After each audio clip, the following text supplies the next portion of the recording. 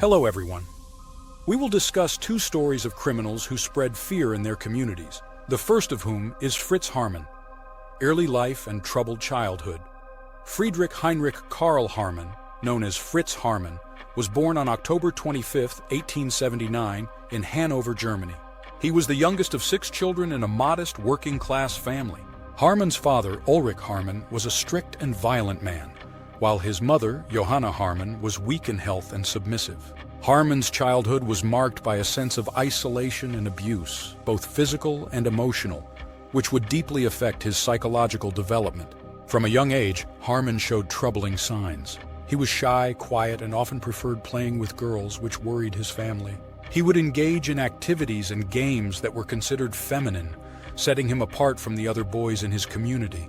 This nonconformity, along with his family's dysfunctional dynamics, led to relentless bullying from peers and tension at home. Adolescence and early signs of deviance. At the age of 17, Haarmann committed his first known criminal offense, molesting a young boy.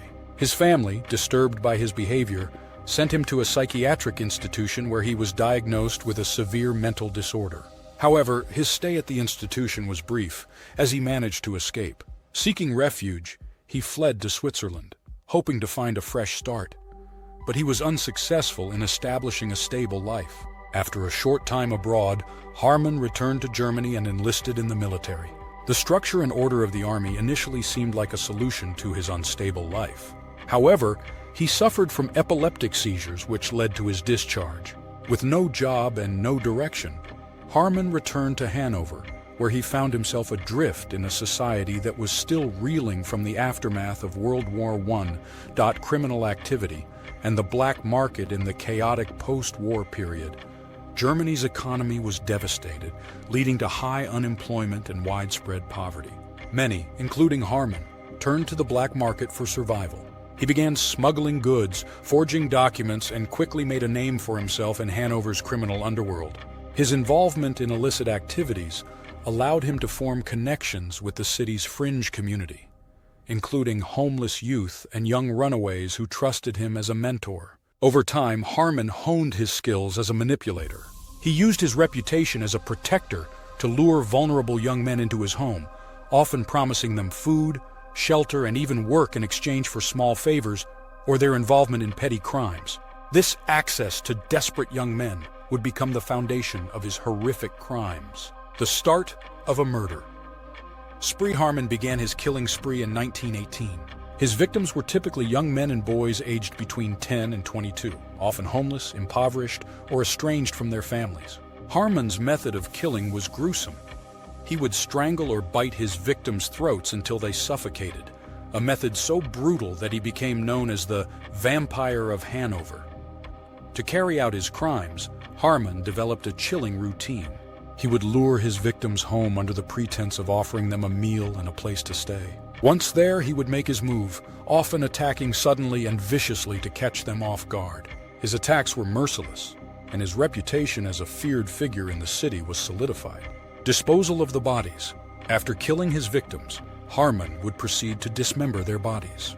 His method was precise and efficient, and he was careful to avoid leaving any evidence that might link him to the crimes. He disposed of body parts in various ways, including dumping them into the Lane River, which ran through Hanover. Rumors soon spread about an unknown source of cheap meat being sold on the black market. Although some townspeople suspected that something was off, few dared to investigate. Haarmann's violent tendencies were well known, and he exploited the chaotic conditions of post-war Germany to avoid detection.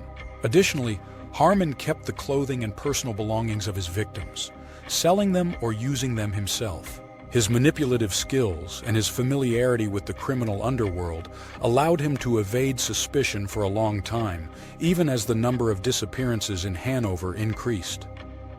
The investigation and capture. By 1924, the rate of young men disappearing in Hanover had reached alarming levels, catching the attention of local authorities. The police launched a widespread investigation, and public pressure mounted as families reported missing loved ones. During this time, parts of dismembered bodies began appearing along the Lane River, intensifying the police's suspicions of a serial killer in their midst. Police began surveilling Haarmann closely, knowing he had a criminal record and a dubious reputation. Eventually, they were able to arrest him when a passerby discovered human bones near the river. During intense questioning, Haarmann confessed to murdering approximately 24 young men, although many believe the true number could be much higher. The trial and public outcry in late 1924, Haarmann's trial began, captivating the nation. The sheer brutality of his crimes shocked the public, as newspapers filled with details of his horrific acts. During the trial, witnesses provided chilling testimonies about his violent behavior, and the court heard shocking evidence, including personal belongings recovered from his apartment. Family members of the victims attended, desperate to understand the fate of their loved ones. Haarmann, disturbingly calm and indifferent, recounted the murders in explicit detail. He described how he would lure his victims, how he killed them, and the methodical way he dismembered their bodies. The lack of remorse in his testimony horrified everyone present. The judge and jury were left with no doubt of his guilt, and Haarmann was sentenced to death. Execution and aftermath. On April 15, 1925, Fritz Haarmann was executed by guillotine. His death brought an end to one of the darkest chapters in Germany's criminal history, yet his crimes left an indelible mark on the nation. He was buried in an unmarked grave, his remains hidden away from the public, who feared his name and the memory of his actions. Cultural legacy and the Vampire of Hanover. The story of Fritz Haarmann remained a potent reminder of the horrors that lurk within society. His case became a subject of psychological studies, criminology discussions, and media portrayals. His crimes inspired countless horror novels, films, and television adaptations, cementing him as one of the most infamous serial killers of the 20th century. Haarmann's story endures, a chilling example of how childhood trauma, social chaos, and psychological disorder can intertwine to create a nightmare. The Vampire of Hanover remains a haunting figure in Germany's history, a warning of the devastating impact of unchecked mental illness and societal neglect. And now the other story, or the other criminal, is Ed Gein, the story of Texas serial killer. Ed Gein is November 17, 1957 in Wisconsin County, and the local police enter the dilapidated farm inherited by Ed Gein from his mother, searching for him, as he is a suspect in the case of the disappearance of the elderly Bernice Warden, the hardware store owner who vanished suddenly and whose store was robbed. Some witnesses volunteered information that Ed Gein was the last person to visit her store. Thus, it became necessary for the police to visit him for questioning. However, this dilapidated farm was far from inviting.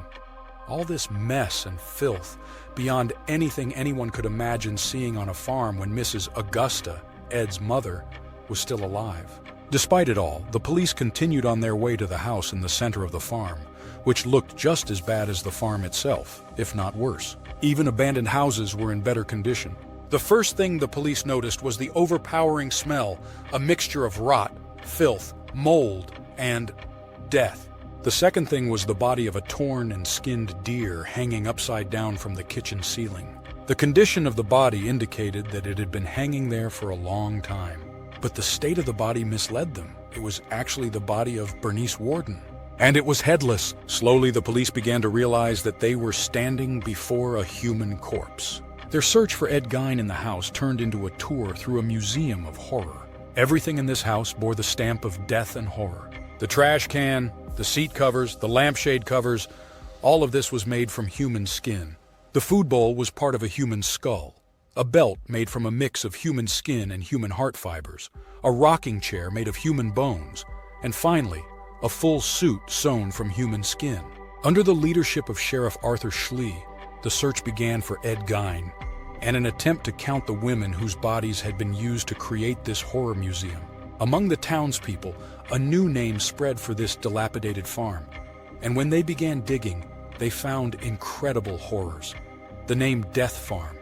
Now we know part of what Ed Gein did, and now we have enough reason to go back to the beginning of this dreadful story, to see how a young, innocent boy turned into the most infamous serial killer in American history.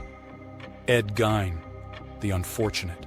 He was born in 1906 as the second child to Augusta and George Gein, the younger brother of Henry, who was 7 years older.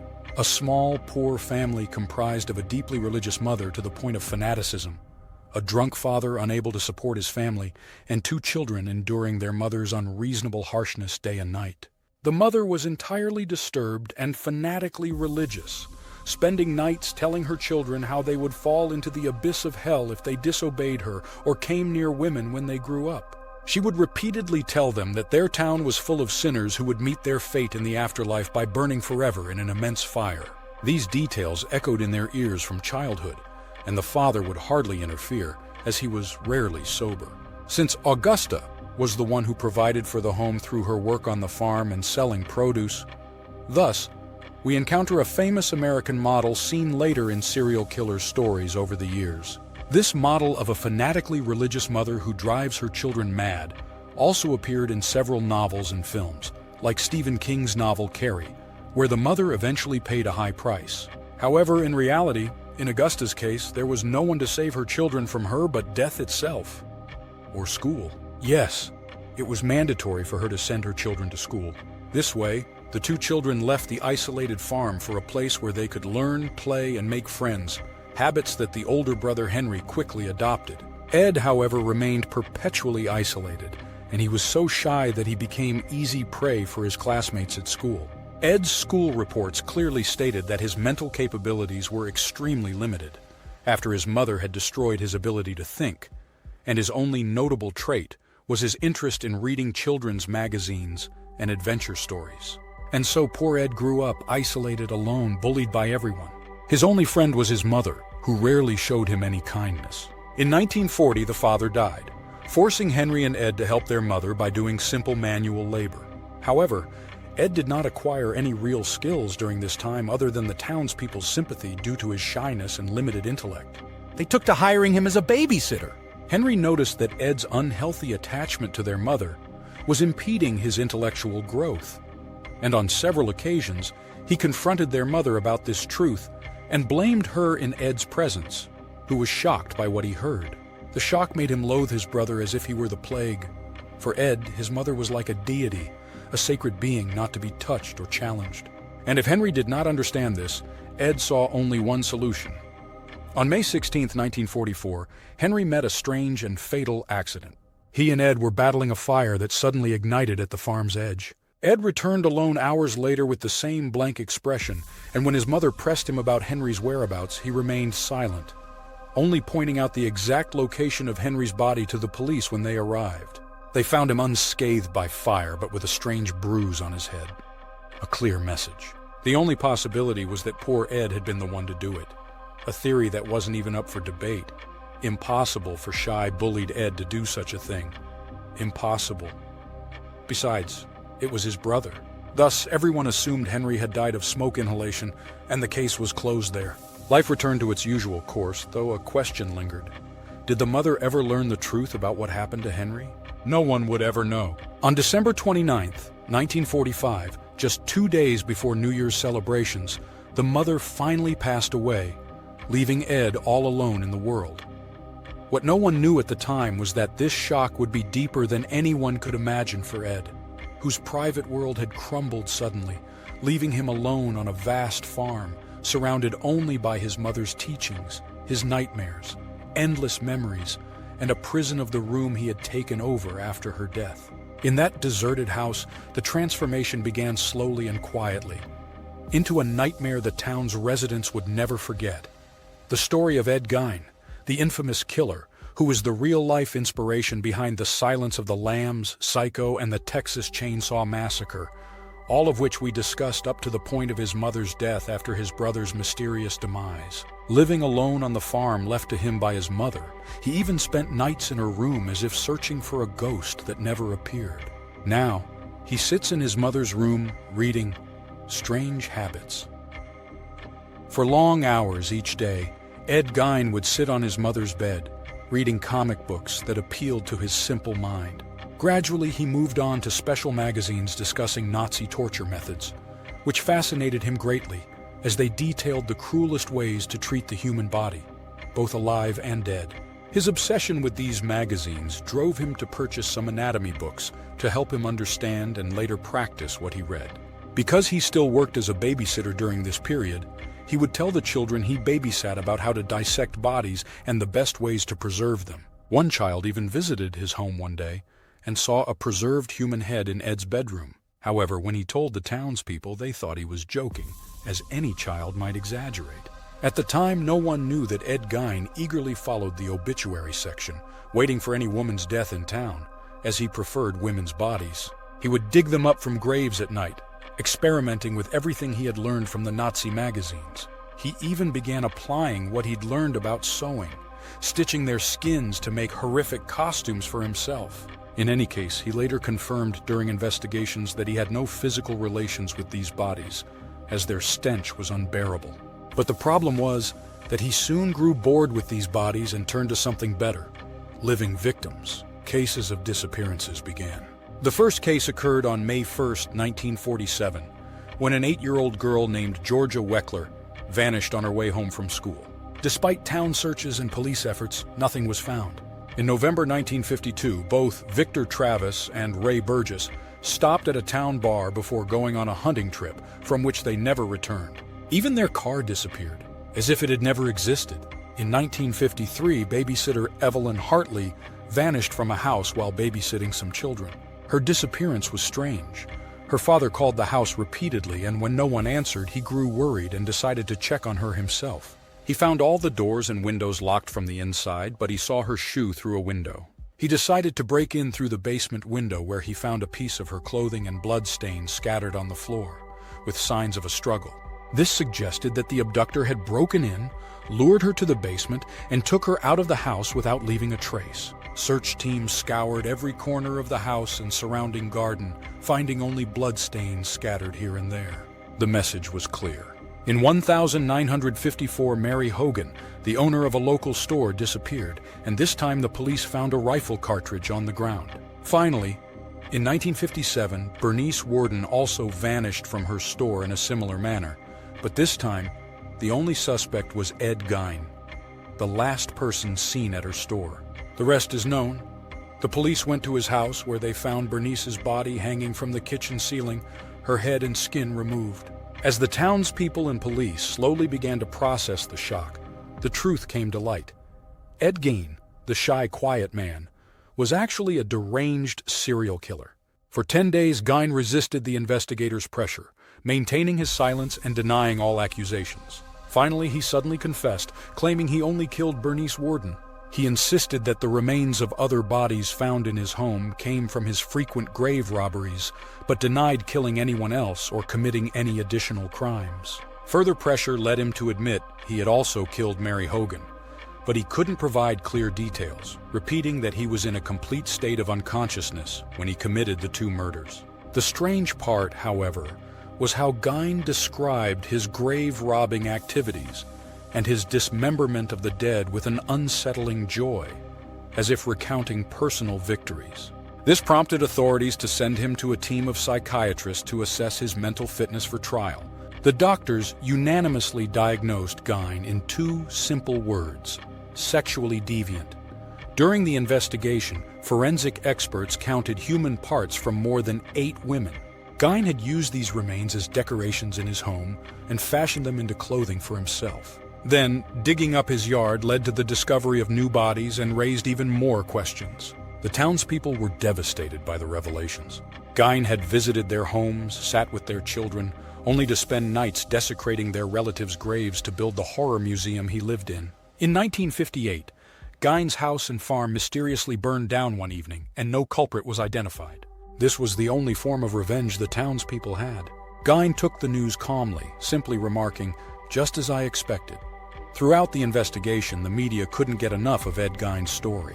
Reporters from all over the country flocked to catch a photo or a statement from the man who had unwittingly become a celebrity, like a Hollywood star. Even his car, the only item that survived the fire, was sold to a farmer who displayed it outside his home, charging visitors to view it as if it were a museum piece. People from neighboring towns came regularly to see the remains of his farm. Children even started inventing jokes they called Geiner jokes, which historian Harold Schechter explained as a way to laugh away the nightmare. Yet the nightmare persisted, haunting the psychiatric hospital where Gein was sentenced to spend his remaining days. He finally passed away on July 26, 1984. Ed Gein died, but his story lived on, transcending into literature and cinema, destined to stay alive in the world of horror.